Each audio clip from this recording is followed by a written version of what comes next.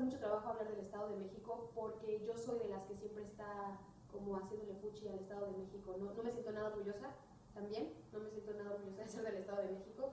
Creo que tiene que ver con todos los comentarios y las cosas que se viven ahí, aunque yo no las haya vivido como tal. Hablan mucho acerca de que es el estado en el que más violencia hay, sobre todo feminicidios, hay muchísimos feminicidios ahí. Todo el tiempo es estar al pendiente de los lugares a donde vas, porque generalmente en el Estado de México hay mucho contraste entre los lugares de súper ricos, como es no sé, hay una zona en mi casa en donde se llama Luisa Chal o está Interlomas, y está la zona media en donde yo vivo y se ve luego otra zona en donde hay muchísima pobreza. Es como el contraste extremo siempre en el Estado de México. O son muy ricos o son muy pobres. Entonces, las calles son muy culeras, están muy feas, casi todas las calles, las colonias donde no hay dinero son muy feas. Entonces, se respira siempre como una cosa de estar al pendiente de tus cosas y de que nadie te esté siguiendo, y la gente está siempre como muy a la defensiva de todo. Creo que es de las donde yo he estado, de las personas que más están como siempre muy a las vivas y tienen una imagen muy fuerte hacia la vida en general. Yo como experiencias de violencia nunca tuve y nunca he tenido, digo tuve porque ya no radico en el Estado de México, ahorita estoy en la ciudad, pero en el tiempo que estuve más allá, nunca tuve una experiencia fuerte, cercana de violencia social. Siempre estuve como a punto de tener tal experiencia.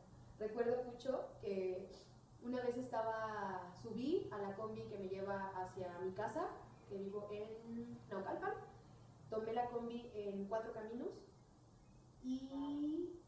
No es cierto, no la tomé en Cuatro Caminos. La tomé cercana a mi casa, pero iba hacia mi casa, y justo yo veo que se bajan muchas personas se bajan de la combi a la que yo voy a subir, sobre todo una persona que se baja súper en chinga. Subo a la combi y veo que todos están así como súper asustados y revisando sus cosas y señalando el techo de la combi. Y veo que en la combi, en el techo, hay un balazo, un hoyo. Entonces yo justo me subí a la combi que acababa de ser asaltada. O sea que habían soltado un balazo, no les pasó nada a nadie. Pero justo, o sea, este tipo de cosas a mí me pasaban. O sea, estaba siempre como a punto de... Yo me subí a tal lugar en el cual asaltaron. O llegué a tal lugar en el que había ocurrido... O sea, siempre pasaba eso. Siempre ha pasado eso, afortunadamente. Solamente una vez me asaltaron en el estado y fue muy cordial el asalto. Fue como, denme sus cosas, no la hagan de a pedo, les voy a dejar sus cosas para allá y ustedes luego las van a recoger, yo solo quiero el dinero y su celular. No nos dejaron, por supuesto, nada, pero fue muy amable la persona que nos asaltó.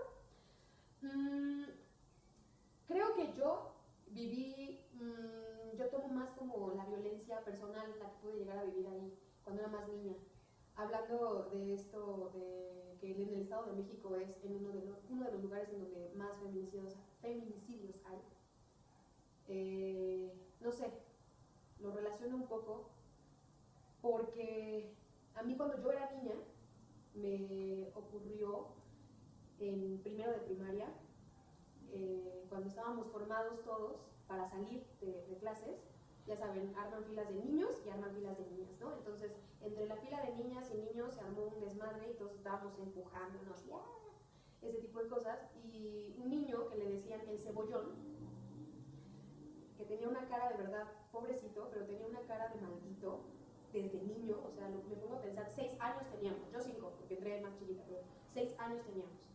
Y este niño ya tenía una cara de delincuente. O sea, yo pienso que esa persona o es asaltante ahorita o está en la cárcel o lo que sea, pues, pero fue muy feo porque este niño estábamos formados y de repente en uno de estos empujones vamos como hacia adelante y el niño, madre, es que me mete la mano en la vagina, así, pero de verdad fue una cosa de que se dio el agarrón, cabrón, ni siquiera fue como de te levanto la falda ni nada, no, me metió la mano horrible, yo me quedé en shock, o sea, de verdad ni siquiera fue como... Yo recuerdo de quedarme así tiesa, o sea, fue una cosa de apretar las manos, de voltearlo a ver, y este niño todavía como con la mano me hizo cara como de, no sé, es como una cara como de, una cosa muy fea, o sea, yo me acuerdo y me dan ganas de llorar. Pero después de eso, yo tenía mucho miedo de ir a la escuela. Yo soñaba con ese escuincle, o sea, yo lo veía en la casa de mis vecinos, de verdad, o sea, yo lo imaginaba ahí. Era muchísimo miedo el que tenía, tanto por él como por la mayoría de los niños, que tenían esta pendejez en la cabeza de que era muy divertido levantarle la falda a las niñas, de estar como siempre. Yo soñaba con este güey, así que estaba en el piso y yo abajo y que él estaba viéndome los calzones. O sea, soñé como una semana entera con ese escuincle haciendo eso. Y digo, lo relaciono porque creo que hay una cuestión en educación desde niños con los padres. Yo no sé qué le haya pasado a este niño, yo no tengo idea, pero como para tener la idea de que a los 6 años alguien pueda tocarte ahí abajo, digo, a mí no, aunque era mío, yo no tengo la conciencia de que esa parte puede ser tocada de esa forma tan violenta o que puedes sentirte violentado cuando te tocan ese lugar. O sea, jamás lo había pensado, creo que no, o sea, 6 años, pero pues creo que eso ha sido como lo que más me ha dejado choqueada. Y creo que eso sí ha tenido que ver con mi forma de desenvolverme hacia la gente o hacia los niños en determinado momento cuando era más chica, como esta cosa de siempre estar al cuidado y estar desde ahí como manteniéndote apretadita, ¿sabes? Como no estar incitando al niño, porque también era mucho en la escuela como mucho la educación de que las niñas no podíamos incitar a los niños, ¿no? Creo que eso es muy culero, o sea, de que siempre las niñas sentaditas, con las piernas apretadas, short abajo, que está muy bien pues, pero siempre como en esta cosa de los niños sí súper abiertos y eso sí no importa porque son niños, pero las niñas súper apretaditas, cuidaditas, como con esta idea de cuidar demasiado esa parte que sí, claro, pero no desde una cosa moral, que creo que lo hacen mucho en las escuelas primarias y que yo lo tenía muy en la cabeza hasta que ocurrió eso y bueno, a partir de eso también, más aún.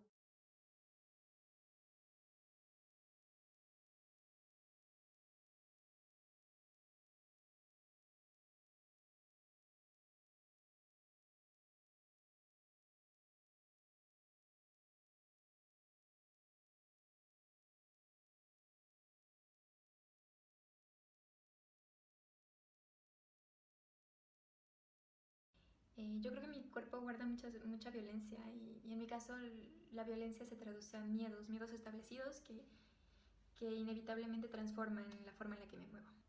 Yo vengo de Jalisco, un pueblo tequilero, en donde anteriormente la gente tenía como sustento el maíz, luego vino el agave azul, que es con el que se produce el tequila, y con el agave llegaron muchos mercados, entre ellos mercados ilegales, y con los mercados ilegales, bueno, vino toda una nueva dinámica violenta nueva. Eh, y la primera violencia que recuerdo que generó un miedo en mi cuerpo, por tanto una forma distinta de moverme, fue justo el miedo al despojo. Muchas familias fueron violentadas y despojadas de sus tierras. Y mi familia y yo teníamos el constante miedo a ser violentados de esa forma. Entonces evitábamos hacer muchas cosas, evitábamos crear dinámicas específicas y ese fue el primero. Luego mucha gente comenzó a ser raptada y desaparecida, entre ellas mujeres que eran elegidas por su belleza y hermosura. Y la siguiente violencia que viví fue esa. Me generó el miedo a ser hermosa, el miedo a crecer, el miedo a todo lo que tiene que ver con lo femenino y femeninamente aceptado, quiero decir. Ese fue el siguiente. Luego, cuando comencé con mi adolescencia, a los 12 años aproximadamente, nos fuimos huyendo del pueblo para evitar un poco estos conflictos y decidimos irnos a Estados Unidos. En Estados Unidos, pues viví otra de las grandes violencias que es la discriminación y el rechazo. Y eso me generó miedo a mí misma. Eh, Me violentaban los demás y al mismo tiempo yo rechazaba mi identidad y todas mis costumbres. Luego regresamos a México, mis padres decidieron regresar a México y la siguiente violencia fue la pérdida. Perdí todas mis amistades y vínculos emocionales reales y que habían sido mi decisión en aquel entonces. Y pues llegué a un mundo totalmente nuevo en el que ya no pertenecía. Entonces me sentía apartada, rechazada, sola. La siguiente cosa que viví violenta fue en la ENAT, en la Escuela Nacional de Arte Teatral. Yo llegué a estudiar teatro y yo sabía que era fuerte, flexible, rápida, pero cuando llegué a las clases me dijeron que eso no era suficiente. Entonces fue muy violento para mí recibir todos los comentarios y pues pensarme no suficiente. Y la violencia comenzó sí de parte de los demás, pero también fue de mi parte. Yo acepté y asumí las observaciones, críticas, juicios y traté de modificar absolutamente toda mi estructura corporal y me lastimé, me violenté yo misma para tratar de encontrar un espacio en ese mundo teatral y en el mundo estético del movimiento. A mí me gusta mucho la danza, pero últimamente me confronta más. Puedo moverme sola y disfruto mucho el movimiento individual, pero frente a las personas genero juicios constantes. Toda esta violencia desde el pueblo ha generado también una manera distinta en la que me muevo. Yo tengo fémures invertidos y eso genera una forma particular de moverme que yo no entendía, y creo que mis maestros también en la carrera nunca entendieron. Eso generó, creo que la más grande de las violencias, el rechazo a mi cuerpo y mi estructura corporal y el movimiento que me pertenecía. Ahora, cada vez que me muevo, pienso en esos pequeños vicios, en esa estructura estética que no tengo, o que podría conseguir, o que tengo que esforzarme para conseguirla. Aún así disfruto mucho de moverme y sigo trabajando en romper este tipo de violencias, estructuras, vicios y miedos estacionados en algunas partes de mi cuerpo, sobre todo.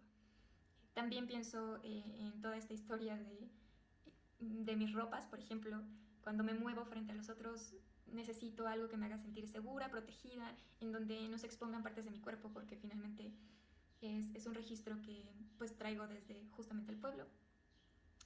Y creo que esas son de las grandes cosas que han generado miedo, mucho miedo.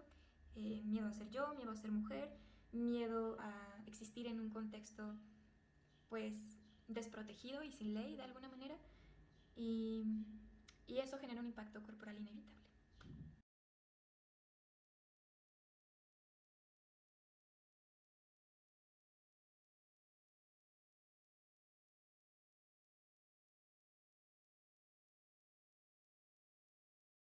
La Paz, mi ciudad natal, capital del estado, de la Baja Sur, ya no va a ser la que yo conocí. ¿Y por qué lo digo? O sea, todo es movimiento, siempre va a haber cambios, ¿no? Pero lo digo a partir de justo esta transformación que tuvo rotunda en cuestión de violencia, de lo que vivieron mis, mis parientes, mi familia, mis amigos, los subcalifornianos. Cuando yo fui niña crecí en un ambiente muy tranquilo. De hecho, antes La Paz le hacía honor a su nombre. Yo salía a jugar en la tarde, noche, con mis primos, mis tíos, a jugar fútbol. O si no, yo me iba en la bicicleta y daba vueltas a la manzana o por ahí. Y no ocurría nada. Incluso yo salía de mi escuela de primaria, salía de la secundaria, de la prepa, de la universidad, y me iba caminando a mi casa a veces, ¿no? Y no ocurrían grandes cosas, o sea, sí que te persiguieran, sí que te llegan a tocar, o sea, no demerito eso, pero justo, o sea, ahí voy con la situación que vivieron los californianos. Eh, Hay algo que es muy importante que quiero abordar, es que en La Paz, permítame, en La Paz no se dice nada, todo, todo se calla. Si ocurre que hay un secuestro, porque los hay, o que matan mujeres, porque los hay, no como Ciudad Juárez, pero sí ocurre. Y digamos que esos asesinatos, esos raptos, eh, esas, esas situaciones de violencia eran como aisladas, o así se sentía o decían los medios, ¿no? Pero ocurre, no se dice nada. Y incluso los medios de comunicación no dicen nada. Y eso es apoyado a partir del gobierno. Entonces, los medios de comunicación, ciertamente como el cuarto poder que funge como apoyo de la política, es verdad, es verdad. Ahora, los subcalifornianos somos personas que todavía se guarda en el corazón, en la existencia, la inocencia. Son gente bastante noble, que si tienen comida te la regalan, si te falta algo te lo dan, o sea, hay un apoyo entre vecinos, entre gente, ¿no? A la par está una desvalorización de la persona, de cada individuo. Hay una falta de autoestima, una falta de saber dónde estoy pisando y valorando eso, valorar tu vida y luchar por ella, ¿no? Luchar por tus derechos, porque eso ocurre. La política, y eso ahí voy, ¿no? La política coloca los intereses individuales, personales de los gobernantes y los demás políticos sobre las necesidades del pueblo. Pero les mencionan que pues son intereses del Estado cuando no es verdad. Entonces, cuando una persona, una madre, digamos, pierde a su hija, se la raptan, se la matan, no se dice nada, todo se calla. En los medios de comunicaciones locales, y así como los que llegan con nacionales como TV Azteca, no dicen nada. Los periódicos tampoco. Ahora, gracias a los medios de comunicación en las redes, se está destapando todo eso y se está dando el apoyo. Hay un crecimiento. Mientras tanto, aquí está la bota subyugando al pueblo. Ahora, voy con el cambio radical que sufrieron los subcalifornianos. Voy a ser sincera. Yo he vivido en un tiempo en la Ciudad de México y luego voy de vacaciones a La Paz, donde está mi familia. Entonces voy y vengo. En la presidencia de Felipe Calderón, y con la lamentada guerra contra el narco, fue cuando inició toda la transformación de los californianos. Transformación en el sentido más triste, ¿no? Triste, porque ahí va. Con la guerra contra el narco, el gobernador de la Baja Sur vendió la plaza que tenían, la plaza de los narcotraficantes, que tenía un cártel a otro cártel. Entonces, obviamente iba a haber una lucha con de estas dos células, estos cárteles, por el territorio, ¿no? Ocurrió. Y es un problema bastante fuerte, bastante delicado. La ciudadanía, como todavía guarda cierta inocencia, aún es muy virgen, digamos, al enfrentarse con este cambio, entraron en shock, porque empezó a haber gente descuartizada en las calles, había cabezas, brazos con notas, ¿no? Había también circulado por las redes videos donde torturaban y descuartizaban a las personas, a los narcos, a los narcomenudistas. Los narcomenudistas empezaron a caer como moscas. Y pues ahí todo el mundo se conoce, o sea, ya mataron a tu primo. O que un niño al ir a su primaria se encuentra con una cabeza de un güey. Obviamente es un shock para el niño y para la población.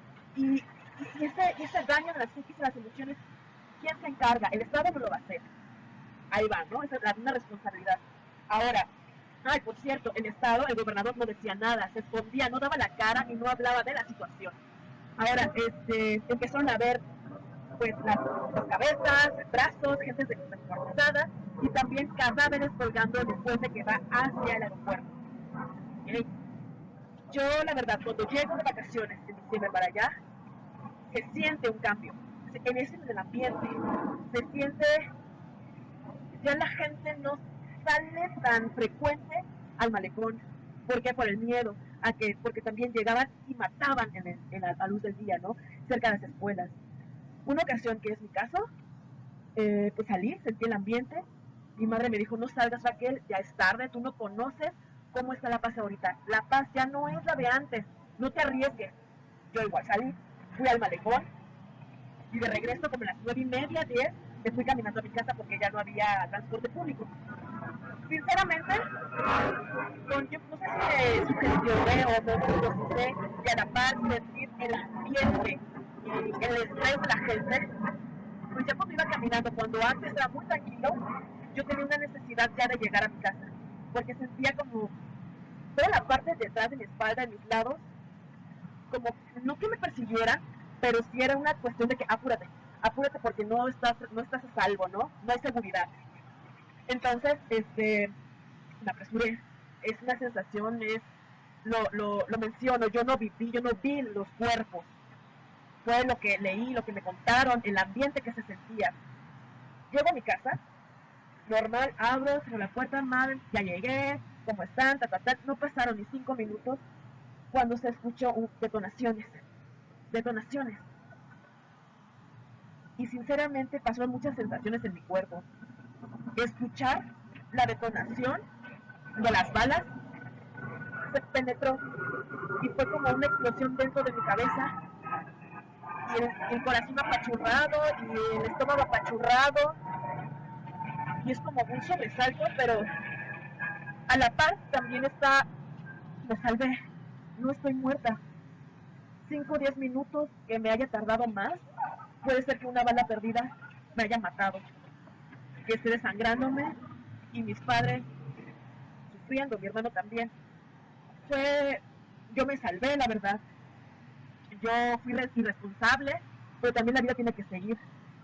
Entonces, lo que rescato de eso fue que sí, fue una detonación interna, una muerte ligeramente interna.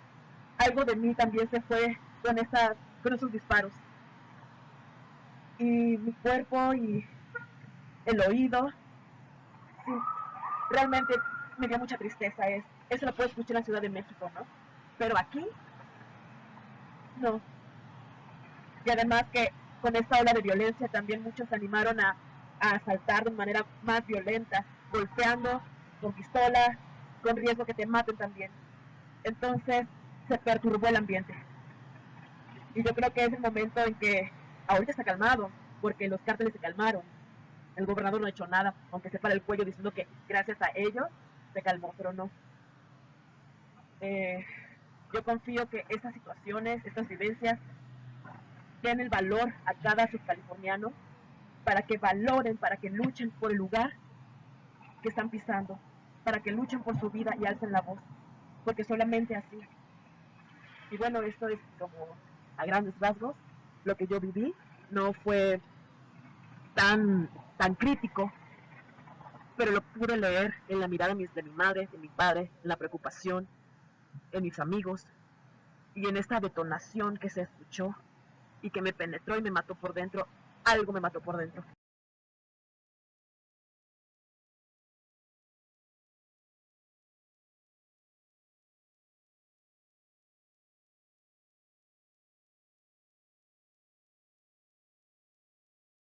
Entonces, Nayarit está ubicado en el noroeste de México.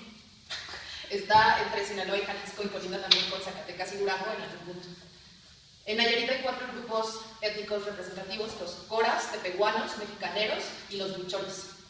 Lo indígena me ha acompañado muy de cerca, ya que en Nayarit existe un gran número de huicholes y coras que puedes mirar así nada más cuando vas a la plaza. Ves cómo venden sus artesanías y la gente le regatea, y ellos lo aceptan o a veces sí, dependiendo de la urgencia. La cosa es que en Tepic ser huichol es malo, es negativo, es algo poco digno. Por ejemplo, si te dicen que pareces huichola, ten cuidado porque quiere decir que te ves mal, que tienes un aspecto vulgar, de baja categoría, que no tienes buen gusto, jajaja, qué tontería. A mí ahora me da mucha risa y tristeza, pero cuando vivía en Tepic, la verdad, sí llegué a familiarizarme con esta frase. Ojalá fuera huichola, ahora pienso.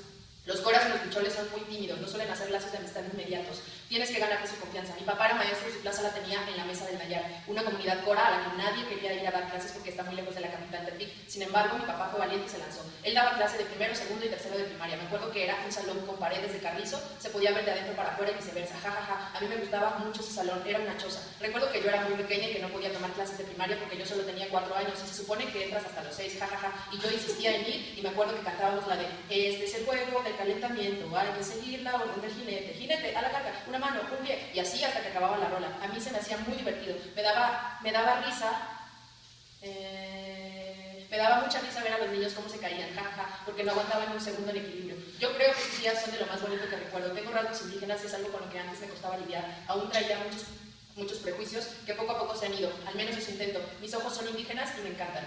En Nayarit hay 4 grupos étnicos representativos: los coras, tepehuanos, mexicaneros y los huicholes. Lo indígena me ha acompañado muy de cerca, ya que en Nayarit existe un gran número de huicholes y coras que puedes mirar así nada más cuando vas a la plaza. Ves cómo venden sus artesanías y la gente le regatea, y ellos lo aceptan o a veces sí, dependiendo de la urgencia. La cosa es que en Tepic ser huichol es malo, es negativo, es algo poco digno. Por ejemplo, si te dicen que pareces huichola, ten cuidado porque quiere decir que te ves mal, que tienes un aspecto vulgar, de baja categoría, que no tienes buen gusto, jajaja, qué tontería. A mí ahora me da mucha risa y tristeza, pero cuando vivía en Tepic, la verdad, sí llegué a familiarizarme con esta frase. Ojalá fuera huichola, ahora pienso. Los coras y los huicholes son muy tímidos, no suelen hacer lazos de amistad inmediatos. Tienes que ganarte su confianza. Lo que pienso es que eso es lo que hay, y es lo que tengo, y es muy bueno. En algún momento nos pusimos a platicar todos qué flor seríamos. Entonces, yo pensé en ser una nube. Es una flor que acompaña regularmente a las flores, como en los ramos, y es una flor muy bonita, tan bonita que es como muy sencilla, es como un ramito, una colita, y están ahí las florecitas blancas, ¿no? Entonces yo dije, sí, claro, yo soy una nube, que soy muy sencilla, y me encanta ser como semi-invisible, pero que en esa sencillez radique que sea tan bella la flor. Y entonces me puse a investigar, y en Nayarit la flor nube no existe, básicamente no es como muy común. Y me enteré que hay una flor que se llama Acutia nubiscula, y dije, claro, yo soy esa flor. Esa es la flor originaria de Nayarit, y esa flor es como rasposa, o sea, es como de los matorrales. Cuando caminas, invariablemente te va a rasgar, ¿no? Un poco. Y dije, claro, si yo soy esa, no soy la rubia. Y entonces, yo quería hacerme pasar como por una no buena persona, pero sí ver mi lado positivo, ¿no? De la vida. Y pues me di cuenta que no, que hay muchas cosas que me molestan en general de mi familia. Y eso tiene que ver con sus ideas, ¿no? Por ejemplo, me emputa que mi mamá le diga gringo a mi novio porque es güero y porque, claro, como él es más blanco y yo soy morena, pues los niños van a salir como más o menos, ¿no? Digamos como chocolate con leche, no sé. También me emputa que mi sobrina crezca con la idea de que ser rubio es lo mejor que le puede haber pasado en la maldita vida. También me molesta que a mi hermano lo paren los policías solo porque es moreno. Me molesta que me manden castings y que diga que todo es el perfil para campesina o que sea perfil para empleada doméstica, porque no me late la idea de seguir perpetuando que la gente que es morena es la que roba, es la que siempre está abajo. Y sí, no soy una mujer.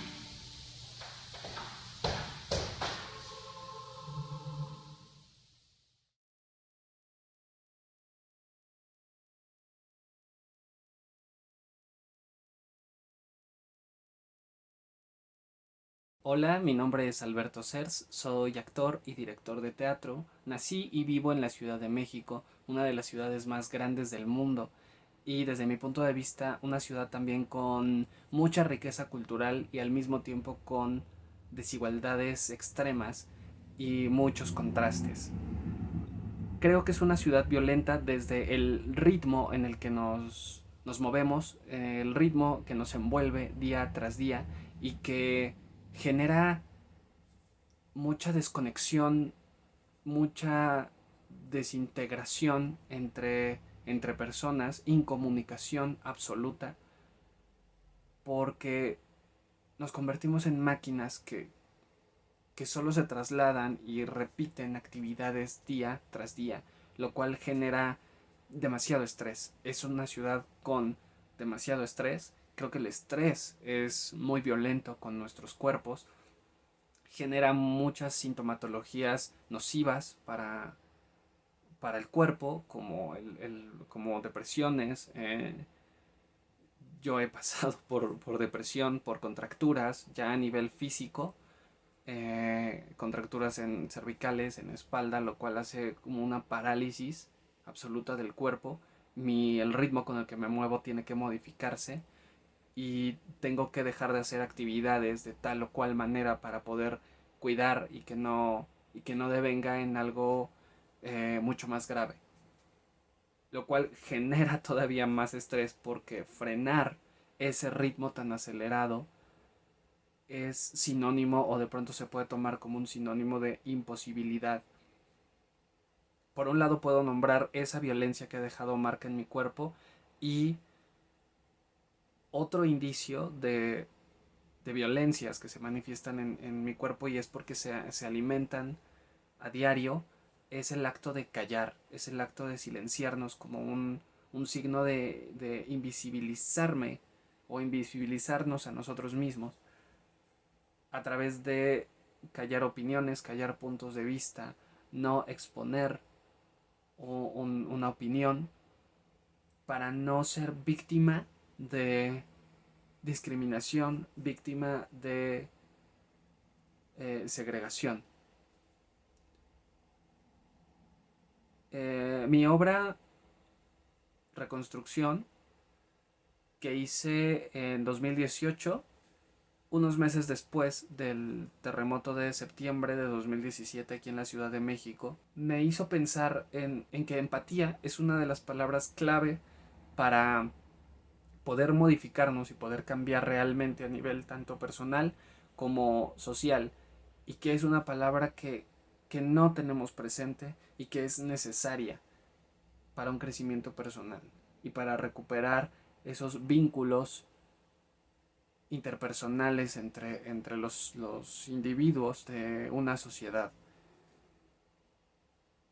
Bueno, hablando de los signos dentro de esta obra, puedo mencionar justo estos brazos solos en medio de la sangre como un signo de una violencia que hemos normalizado en el país, no solo en ciertos estados, sino ya como parte del país, que es la llamada cultura del narco, y estos actos de tirar cuerpos o partes de cuerpos en calles, en puentes, en sitios públicos, como una advertencia a la sociedad.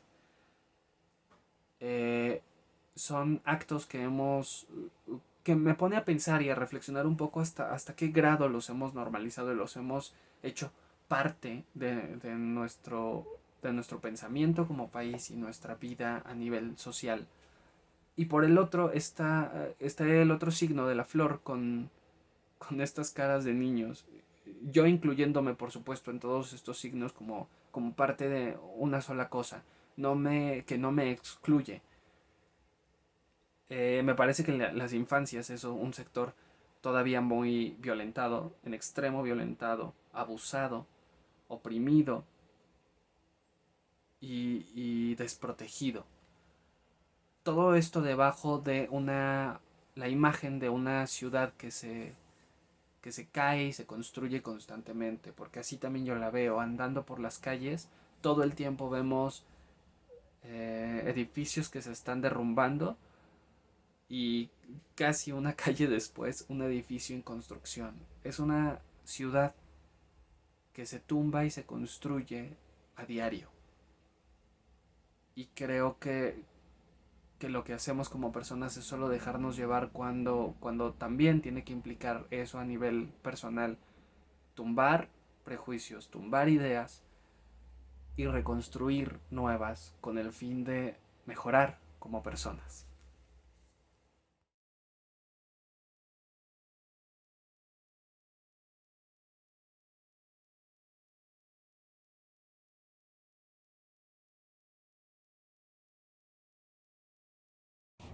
Hola, yo soy Dania Samantha Torres Hernández, soy actriz egresada del ENAD y soy originaria de Gómez Palacio, Durango. Gómez Palacio, Durango, pertenece a una región conocida como La Laguna. La Laguna es una laguna, la Laguna de Mairán, que une a 3 municipios, Lerdo, Gómez y Torreón. Lerdo y Gómez son pertenecientes a Durango y Torreón es perteneciente a Coahuila. Por eso se conoce como La Laguna a todas las personas que vienen de Lerdo, Gómez o Torreón. La Laguna es un lugar de clima árido. Hace muchísimo calor los veranos, primavera, hasta en otoño, pero en invierno puede llegar también a ser muchísimo frío. Durango es un estado de gente muy trabajadora, sobre todo de zona industrial, porque hay mucha industria por allá. Entonces ahí salen los buenos ingenieros. Y también se dice que en La Laguna da 2 cosas buenas, que es la leche y buenos actores. Ahí hay una empresa productora de leche muy famosa, que ya saben que es La Laguna, no quise ser comercial. Entonces también hay un fomento también de cultura, que está apenas creciendo, pero hay grandes actores originarios de ese lugar. Esperemos convertirnos en uno de ellos. En Durango es un lugar conocido también por las gorditas, porque hacen muy ricas gorditas de chicharrón, que son gorditas de harina. Y Gómez Palacio es famoso porque es la cuna de la revolución, ya que un tiempo estuvo ahí el célebre personaje Francisco Villa. Hay un lugar muy famoso en Gómez Palacio que se llama la colonia Francisco Villa, conocida como Trincheras. Las Trincheras es una colonia pegada al cerro de la Pila, perdón. En ese cerro hay un monumento a Pancho Villa que está en su caballo.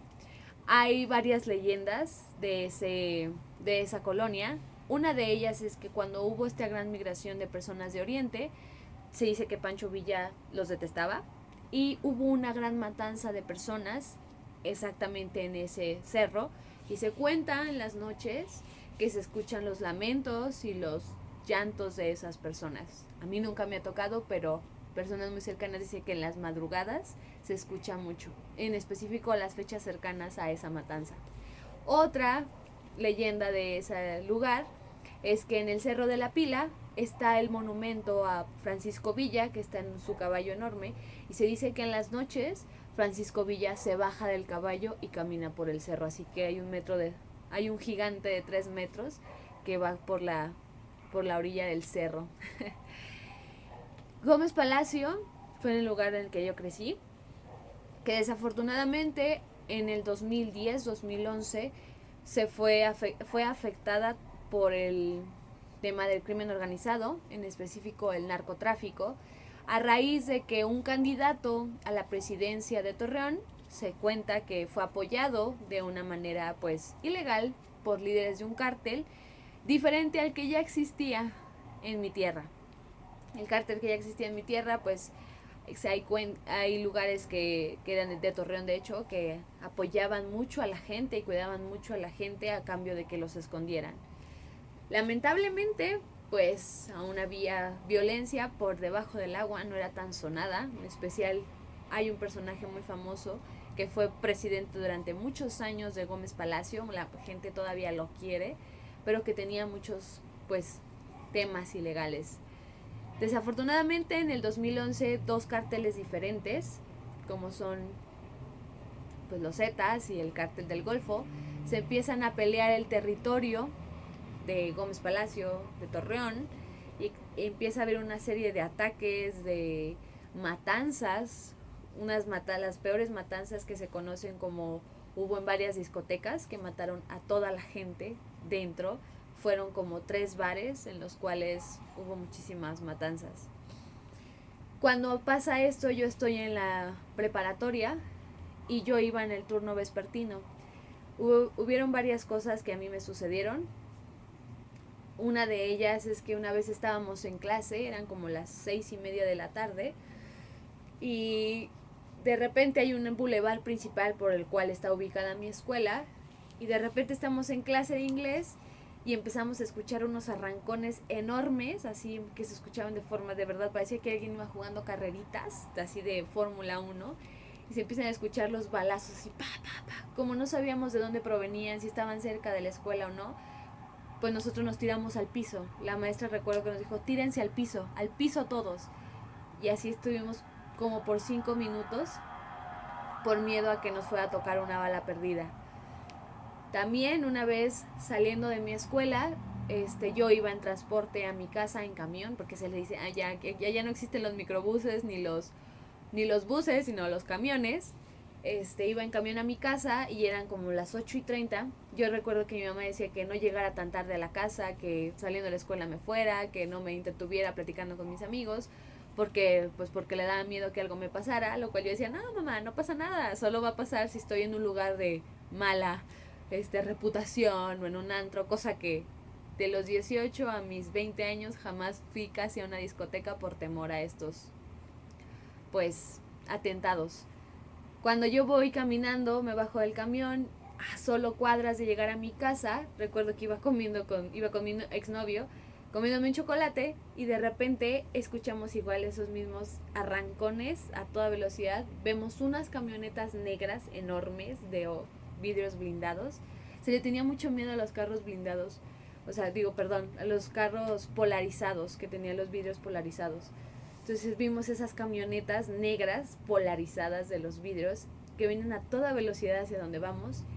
Y recuerdo que volteo a ver y veo así los destellos de los disparos, pero eran unos destellos así gigantes y eran balazos así como pa, pa, pa, pa, pa. Y me dio tanto miedo que me quedé parada, así solo me quedé parada viendo y decía, si corro van a pensar que tengo algo que ver y me van a tirar. Si me quedo aquí parada, capaz si me toca una bala perdida o me atropellan. Entonces recuerdo que solamente mi novio me jaló de la mochila, me la reventó del jalón. Salimos corriendo y un señor tenía abierto su taller y dijo, métanse. 10 personas estábamos adentro de ese taller porque la balacera se escuchaba así, pa, pa, pa, pa, pa, pa, que iban tan rápido en las camionetas y iban así, pa, pa, pa, pa. En eso me llega una llamada, es mi mamá. Me dice, hija, ¿dónde estás? Ya van a ser las 9 de la noche y no has llegado. Le digo, mamá, estoy en medio de una balacera. En cuanto pueda salirme de aquí, me voy a la casa.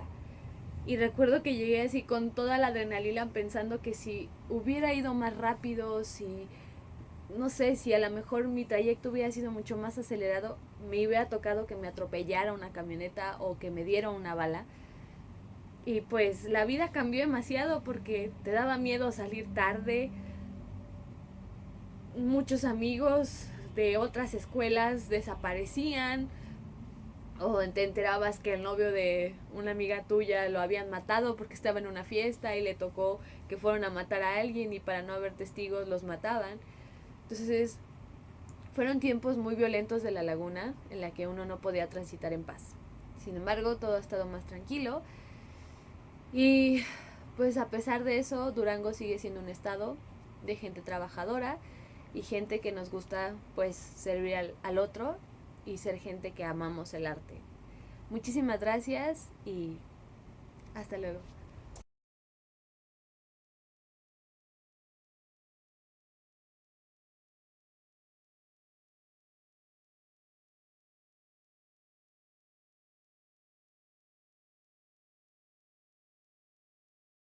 Hola, yo soy Dano.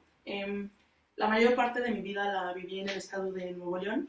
Yo soy originaria del estado de México, pero viví muy poco tiempo ahí. También viví en el estado de Tamaulipas. Regresé al estado de México, me fui a vivir a Monterrey y finalmente estoy radicando en la Ciudad de México. Pero la mayor parte de mi vida la viví en Nuevo León. Ahí llegué en el 2003. Yo recuerdo que algo que me gustaba mucho de ahí era que en aquel entonces los climas eran muy, muy determinados. O hacía calor o hacía frío. Los días templados eran muy pocos. Las lluvias tenían su momento de lluvias, había su momento de calor, había su momento de frío y sus días templados eran muy pocos. Actualmente puedes tener todos los climas en un día y pues digamos que no es normal, pero se está haciendo normal.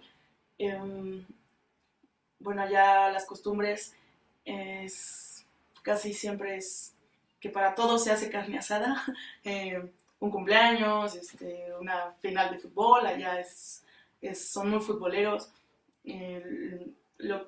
Lo que sea, lo que se te ocurra puede ir con una carne asada. Yo recuerdo que podía caminar, que podía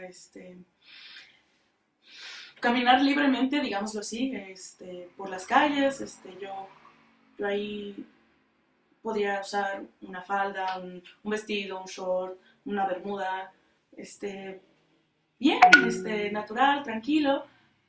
Yo no sentía tanto el acoso, no tanto como cuando llegué a Ciudad de México, que ahora es una cosa de decir, me pondré esto, no me pondré esto, a qué lugar voy, cómo voy, y allá no, allá era como más, Monterrey era como más, sí, claro, había quien te acosara, quien te gritara, quien te diera un piropo, aunque fueran las 9 de la noche y tú estuvieras en pants, pero no era tanto el acoso. Yo recuerdo que que fue como en 2008, 2009, cuando empezó a sentirse como una violencia.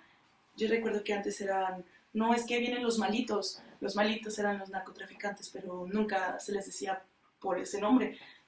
Creo que narcotraficante llegó hasta como por el 2010, 2009, o sea, no, como 2010, 2011, que fue como a decirse, los narcotraficantes hicieron eso, siempre eran los malitos, e incluso en los noticieros era, comentaban y eran los malitos, hicieron esto, hicieron el otro.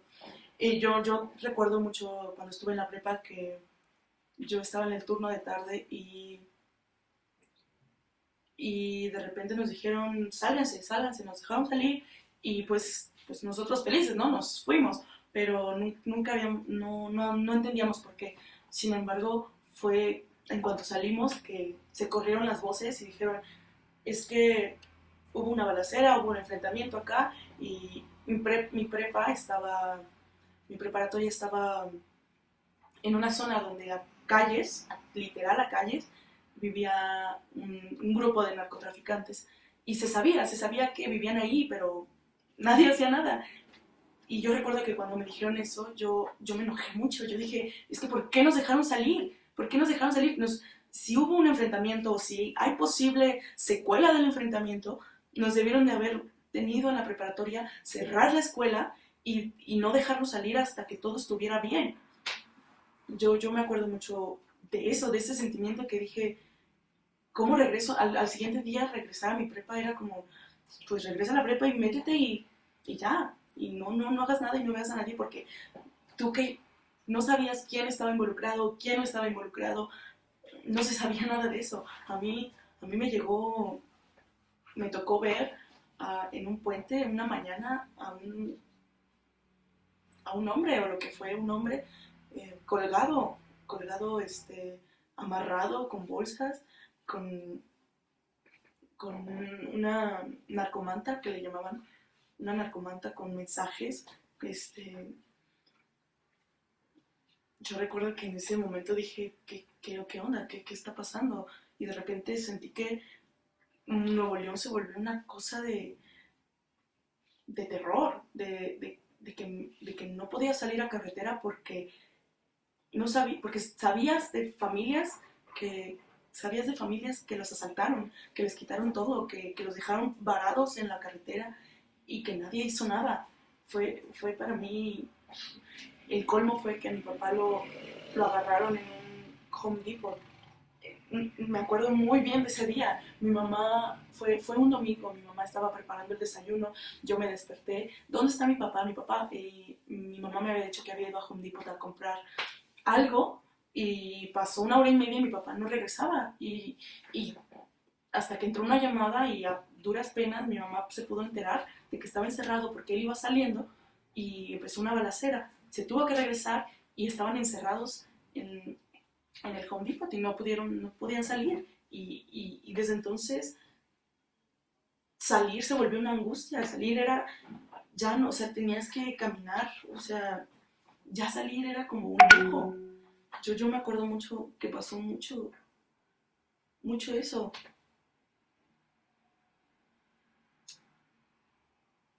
Y eran historias e historias e historias y